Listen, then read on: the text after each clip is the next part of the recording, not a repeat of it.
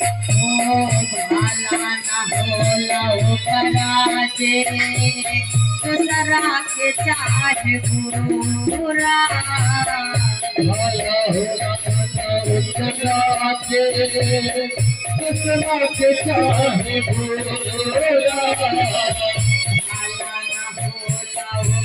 कराचे दूसरा के चाह गुरुरा लोगे अगा बचोर बन के सपना रहे अधूरा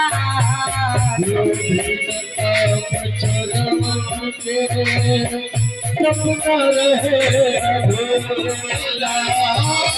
लिखे महेश गीतिया के